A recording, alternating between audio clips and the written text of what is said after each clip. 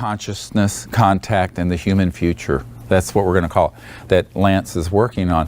Because what we really want to do, my objective, is to, in a way that the masses can relate to by doing a part of the film on the science of consciousness and the experiments that have been done, connect that to Interstellar and to the CE5 protocols, and then show some of this. And also have man on the street. Those of you who are part of teams who or have done CE5 and had contact, can also be interviewed if you want to be seen by a lot of people. Our goal is to have that be something that raises consciousness of an understanding, so we reach that 1%. So 1% of the people begin to really understand consciousness, meditation, and contact and the human future, and begins to manifest it, see it, make it real. And at that point, our civilization can go boop, move over, go forward, hyper jump to a level 1. It'll be a coherent field propagation, that 1%. And so that's 75 million people. I hope you guys will help us. We're going to announce probably in the next month or so a crowdfunding campaign to make the movie. Right now, we haven't done that. We just haven't had time. But if anyone here who can help fund that, we're going to make this a feature film that will be renowned and with the production values we want, be fairly expensive. But we also want to get it out properly. When they did What the Bleep Do They Know, they spent X amount. They spent X amount on the film and 10 times that on what's called the marketing and public relations and getting the word out. So we want this to be much bigger than that, but we're going to need a lot of help to do it because we don't have a big corporation funding this, and I'm retired from medicine, and so I can't do it all by myself. So I hope some of you here will help us. Have you heard anything about any materials being analyzed and turning out to be quasi-crystalline? Almost all the important teleportation, zero-point energy, and communication systems are all crystalline. Quasi-crystalline. Huh? Quasi-crystalline. Quasi-crystalline. Well, they can flux from a crystalline to a non-crystalline basis, yes, but they can flux. And even at Lawrence Berkeley Labs, they were doing things with energy systems that were barium titanate crystals with energy wires going in and out. But what people don't know is that those would then become enlivened and begin to recruit energy from the zero-point field. So you need to have materials that can flux and flow. And that's very important. However, remember that the ability to have materials that are going to work well is dependent on the level of consciousness of the people to understand it. And when you get to the very advanced civilizations, those materials are all at the level where they can interface with consciousness and thought, and very advanced systems. So let's get back to this. There's your individual capacity to understand, which is varying. But the truth is, in consciousness, all of us have Ritambar Pragya. We have the book of all knowledge in us. Now, understanding and unfolding it, it's a lot. I am not someone who's very good with, for example, mechanical systems or the physics I understand, but theoretically I couldn't build you anything. In fact, my wife won't let me touch the computer. But so there's a great deal. Most of what there is to know, I would say I don't know. However, the things you can know and discover, you should share. The other part of it is that people know more than they think they know. If they go into a meditative state and begin to have this experience, the part of this that's the big unknown to me is, and because there's no way to predict it, is how humans are going to, how this is all going to play out. In other words, how do we get from where we are to this path without blowing the whole system? And there are probably a billion different ways that can happen. And it's so complex. It's a fractal, it's a very super complex system. And every single person that's doing anything in this space, and even the ones who aren't, will affect that outcome. However, I think the focus on what we don't know, that most of what there is to know in the cosmos, we don't know yet, including the operating systems of the more highly developed civilizations. So we just know sort of the phenomenology and the expressions, but the operating systems, not known. In fact, the people I know in the intelligence community and military are still studying, for example, the cloaking mechanism of a craft that was downed in near Fort Sill, Oklahoma, that's being studied to figure out how that operates still, and as at least of 2012. So I think that there's the details of this are, and the operating systems and the details of the technologies, huge amount of discovery. So there's this massive sort of exploration and discovery yet to be unfurled within knowledge of humanity. However, the deep basic knowledge of consciousness and science and all the physics of understanding transdimensional systems, there's more knowledge about that than we're being allowed to even embrace, because it's been kept secret.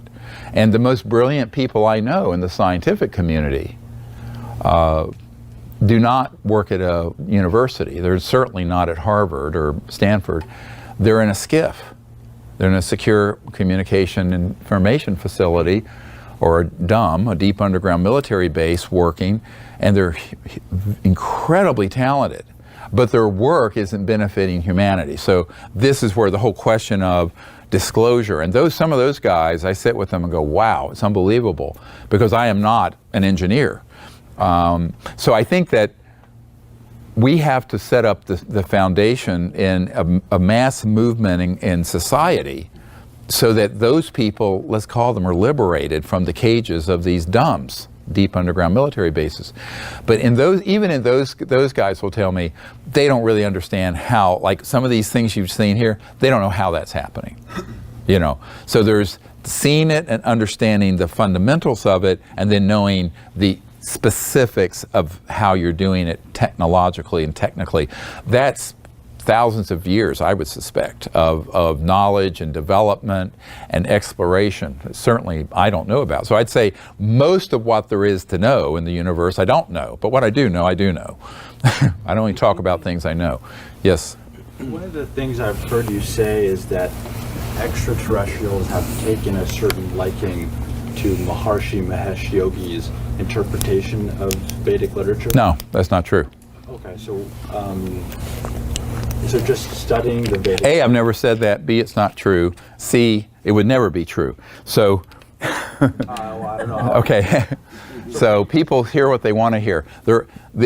Look, let me just put it this way. This aspect of consciousness, which is the non-local field, look at it as the hub of life. And each of us are a spoke connected to that hub. And if there are 7.5 billion people on this planet, there are 7.5 billion paths into that hub and experience. I had a friend who was a medical doctor on our CE5 team in LA. She'd play the harp and get into a state where she would get into pure consciousness and have these amazing experiences because of the tonality and her oneness with the tones coming from the harp.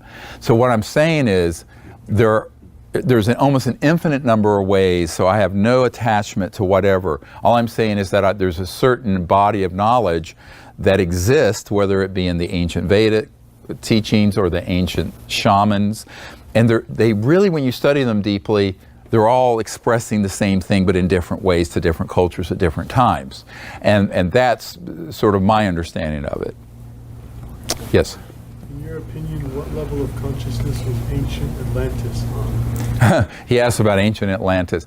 I mean, that's a good question. Ancient Atlantis, There's, of course, the understanding that out here in the Pacific there was Mu and Lemuria and that whole.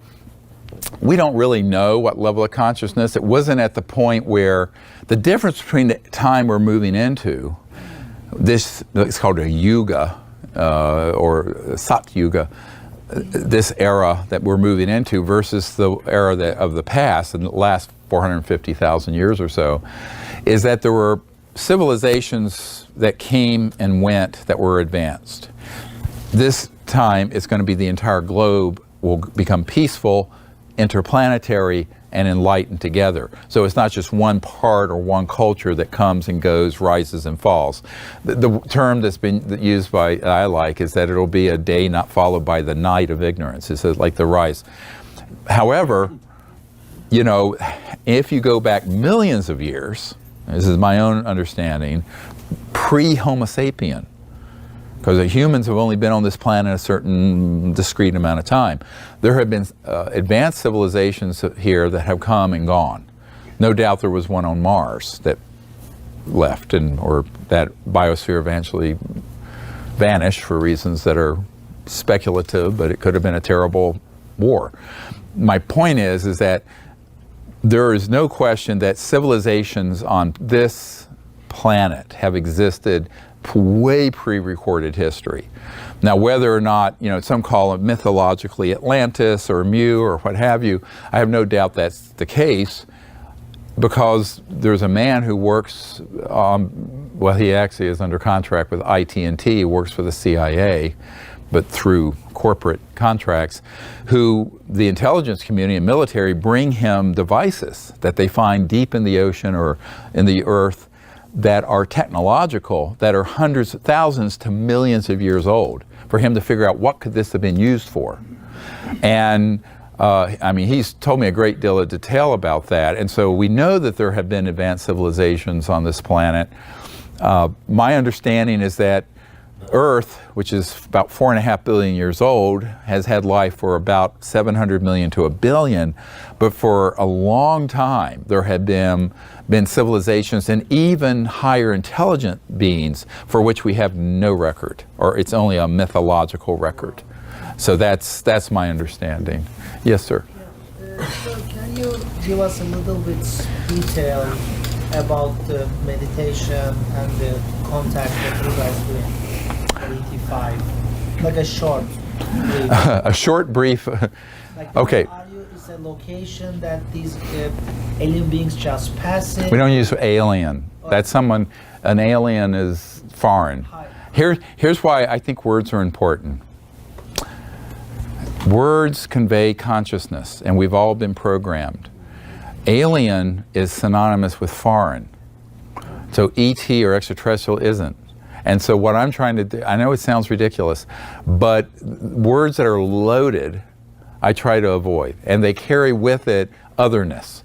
Whereas I want to move us into the awareness of, there's really, the vastness of the universe, there's one people, and we are they. Well, okay, so there's nothing alien about that. There's no us versus them anymore, if you understand. But the meditation, it can be any meditation technique. There are a few. I like the watching the breath Zen technique that's very powerful. There is a technique that involves mantra meditations that we teach that can allow people very quickly. It's an advanced technique to settle into quiet consciousness.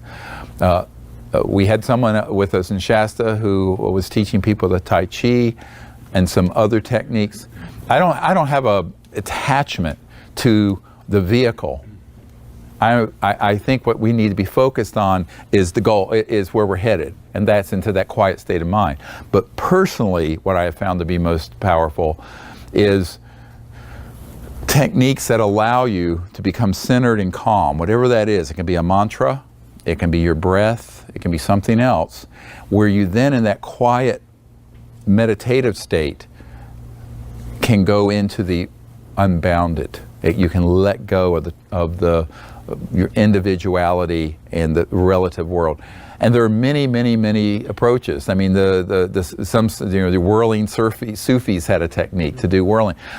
I think that many people have discovered different techniques, and one thing I will say is that the reason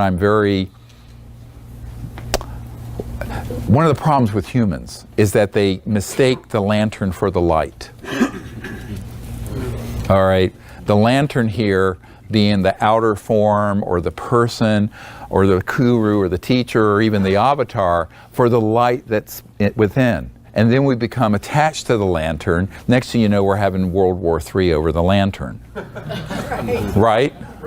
You know, my God is better than you, God, that whole thing. So I think what we need to get to an understanding that this sort of state of pure, quiet consciousness can be attained through many different approaches. You need to discover which ones are most appropriate for you, and if it works for you, then do it. It is important to have a certain discipline about it. I think it's important to put time aside for whatever meditation approach you use 2 or 3 times a day on a regular basis in a disciplined way. And if you have opportunities to go on a retreat where you can do it intensively, for a week or 2, that's great to do. I mean, instead of going to Las Vegas to the casinos, do a deep meditation retreat where you can really collapse the time frames, because it's an exponential growth when you can take time away from the world just for yourself to sit quietly, do nothing, meditate, and explore consciousness together. So that's what I recommend. Yes? Hey, my name's Dan Arcturus. We run a CE5 in Nevada City, Grass Valley area with my friend Yvonne. And so I have a question I've talked to you before, about fear-based belief systems. So given that not everybody here is going to be speaking with anybody in political power or any of that nature, such as the Clintons or anybody like that, what is your method of approaching these fear-based belief systems? Can you give us a reflection so that we can, in a sense, deal with that in our reality? Well, when you deal with people who are attached to this sort of a Manichaean worldview of an us versus them in black and white, I think that you have to first listen and see where they're coming from. Yeah. And if it's someone who's a political figure, military figure, intellectual, one of the points I make is take the technologies we have, extrapolate it forward thousands or millions of years, then visualize those technologies weaponized, turn into weapon systems. So that if these civilizations really were hostile to us per se, it would have been all over in 1945. All right, point, set, match, done. But you have to take them through a technological exposition and sort of, disclose to them there are technologies that are way beyond nuclear, way beyond even what classified projects have. But if those were wielded by civilizations that were at a level 0, like we are, they would have blown themselves up long before they got here. And if they were here, it would take a nanosecond to terminate this civilization. It'd be very finished. So that's just a rational discussion. Now, here's where the nuance comes in. It doesn't mean, what I just said doesn't mean that these civilizations are thrilled with what's happening on this planet. So I make a distinction between the misadventures of the military and the intelligence community doing things that are very dangerous and harmful to us and to these other civilizations, from their being intrinsically hostile to humans or Earth. If they were intrinsically hostile to humans and Earth and wanted to conquer it or shut it down, it could happen very instantly. But these civilizations are not pleased, let me put it this way, with the current status quo, because let's step back. Let's just step back a little bit and look through the eyes of a civilization at level 1, 2, 3, and above. You have a civilization on Earth that has had the capacity to establish a peaceful world with 0 point and free energy, save the environment, eliminate poverty, have justice on this planet for almost 100 years. We haven't done it. And instead, we've gone down this side path. It's a terminal extinction path of weaponizing every technology first, massive amounts of secrecy, the world being damaged through old 19th century fossil fuel and mid 20th century atomic nuclear power. Meanwhile, the Earth is dying. I mean, we're killing the biosphere. Species are. So if you were an ET coming from space and you were to just dispassionately observe the wars, the destruction, the ecosystem damage, the weapons putting in space, the targeting of their craft, you could be excused for being a bit dismayed and not pleased. Now, that doesn't mean that they're hostile to us per se as a people or as a world. It means that they're probably hostile to our hostility. In other words, they're not happy with, and for that reason, there are things that have happened that have been misinterpreted and spun. Which is just a response. It's just so where it has been spun into some sort of a threat. Now, if you wear rose-colored glasses, the whole world looks pink. So if you're a military person, where anything out there that you don't control and that's in and around the Earth is a threat, and you're going to approach it as a threat and try to develop technologies to kill it, then that's coming from that level of consciousness. So from that level of consciousness, yes, you know, but I think from what the objective, dispassionate view is, I think these civilizations are waiting for us to reach level 1. They're understanding we're in this transition period. They want to assist, but they can't do it overtly. I mean, if they landed on this planet and said, now you're at a level 1, we're taking over, well, that would not be effective because there's no evolutionary, learned, inheritable consciousness that goes with it. And moreover, I mean, it's like us going to Afghanistan trying to impose Jeffersonian democracy on warlords. It doesn't happen that way. So these civilizations certainly understand where we are, but they also, and this is the beautiful part, I'm convinced they also understand the potential and the beauty of humanity and the Earth, making it through this transition and the kind of beautiful planet we can have post phase transition into level 1, 2, 3, and 4. So I think they're taking a very long view. In the meanwhile, there are things they have to do to be careful.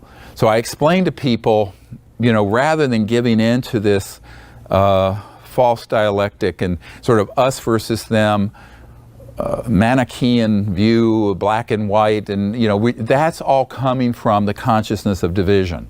We need to come from the consciousness of the unitive state, look at the long view, and also with the heart of compassion, understand the human condition compassionately, but also understand how these civilizations might be viewing us both in ways that are positive in potential, but also concerned, deep concern about what's happening. Many people have had contact with these ETs going back decades. There's a deep sort of spiritual and eco-spiritual message that comes through those contact experiences for a reason.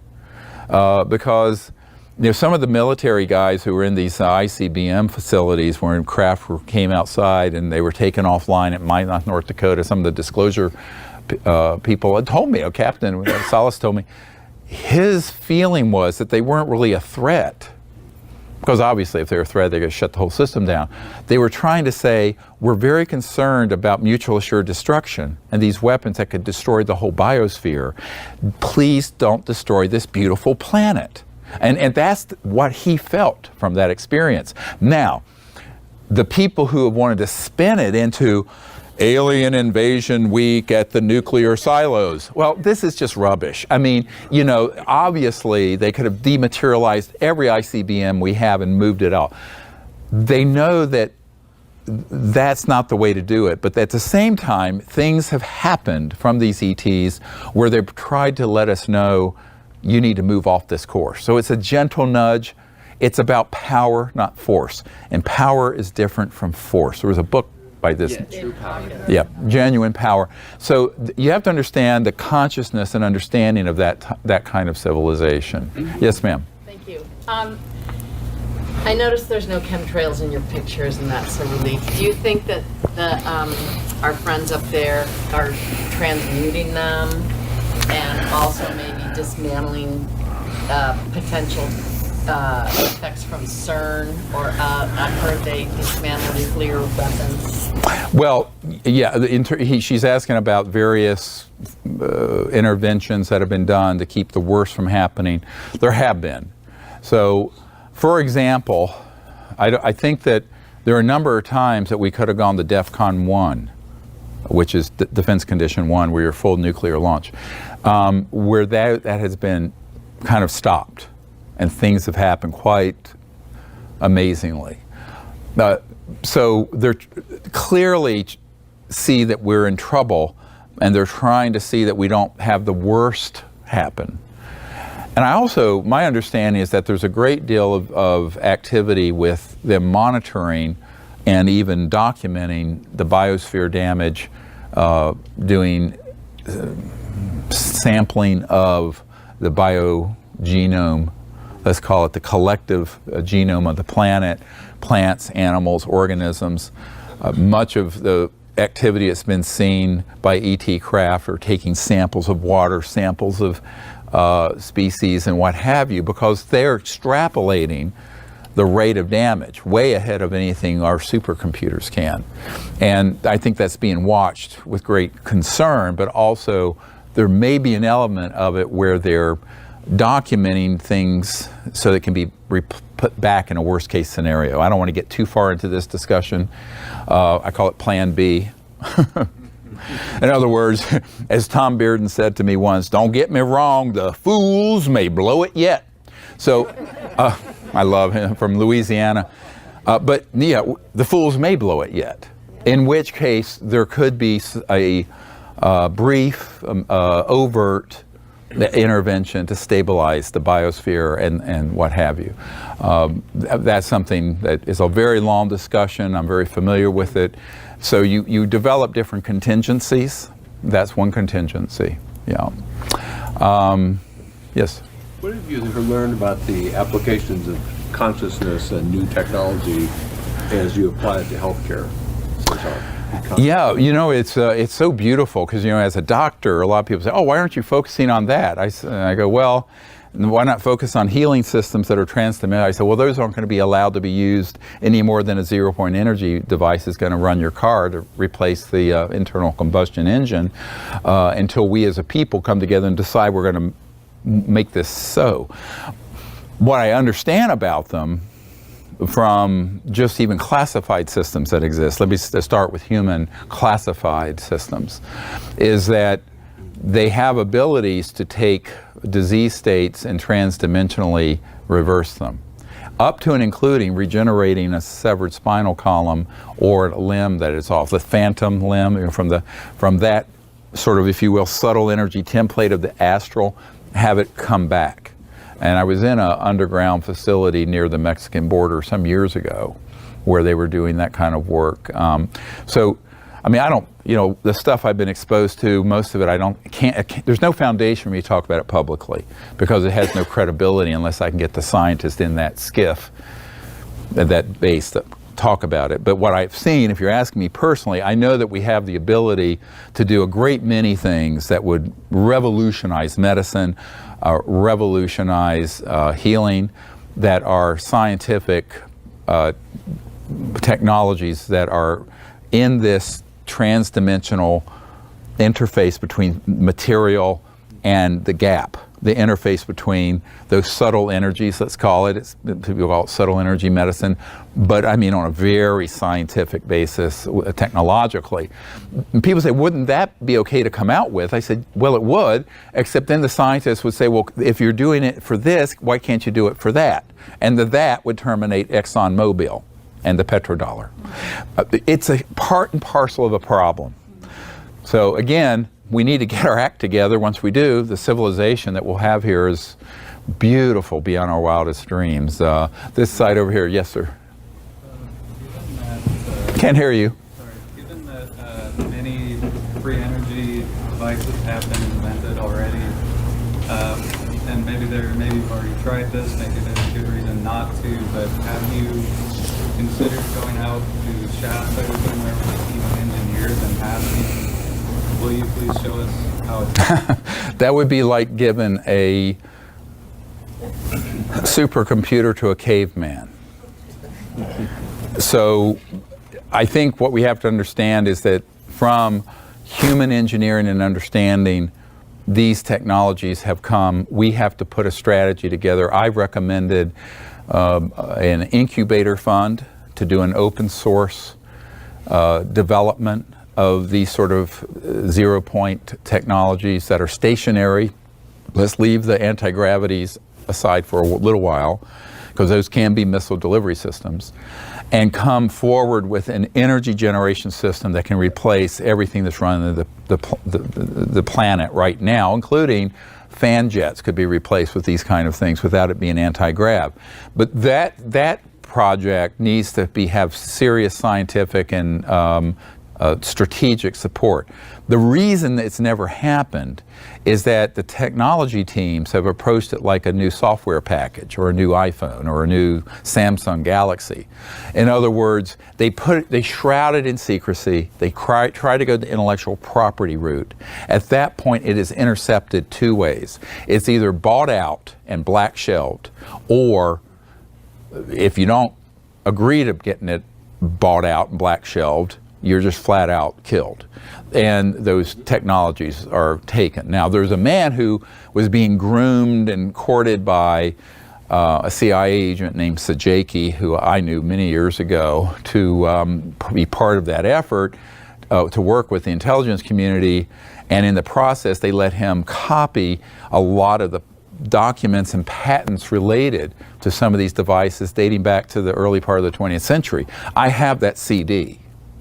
Now that CD, which has all that on it, would have to have a team of people begin to put it into, from two-dimensional into three-dimensional engineering systems.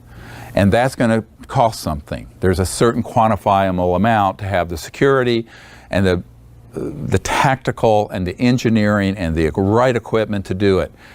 That's not going to happen with a few $100,000.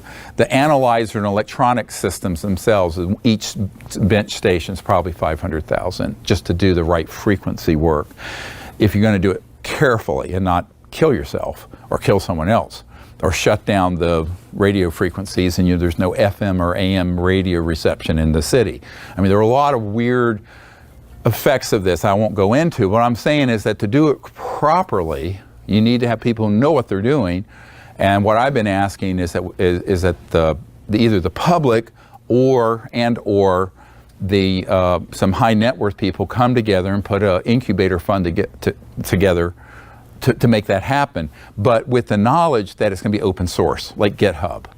It all has to be open sourced. It has to be live streamed. Each breakthrough in the technological development needs to be put into the public domain. And you need an education and PR system in place. So at each point of development, there are at least, somewhere in the neighborhood of 10 million to 1 billion people who know about it. Because if they don't know about it, it becomes the tree that falls in the forest that no one knows about. So there is a strategy for doing this. We've developed it very carefully. I have a strategic plan and a summary. If anybody wants to fund that, give me a call. If anyone has an existing technology that is legit, let me know. It has to be independently reproducible. It has to be able to run itself. It has to be able to be reproduced only from plans by some engineering teams I have in place on standby, ready to go. And then you have to agree that we will dump that knowledge into the internet and into every media massively, instantly, as soon as it's confirmed. It will not be kept secret. It will not go the patent route. They don't want to get involved until something exists, but they don't want to put the funds in until something does exist. But when something does exist, then they'll do it. So somebody need to be bought out, let's say. You had someone who was a engineering team that had a system like this. They've spent their life's work. That I have people now who could make them happy so that they could be involved and get financially compensated. But my goal is to get it out to the world open source with no restrictions. Because as soon as you go that route, You've given enough time. Those are speed bumps you hit. And by the time, that time is your enemy. Once you have a system that is operational, if you go that route, it will either be seized or the team will be killed. You know, it's like the people who got all Stan Meyer's equipment. That's what happened to them. They were all assassinated and shut down. Yeah, because I was there trying to get that, and they went to people who had more money. Those people then got threatened, and the chief funder called me up hysterically and scared, and I wrote out a 3-page strategic plan I just outlined in the last 5 minutes that they needed to do, but they wouldn't do it.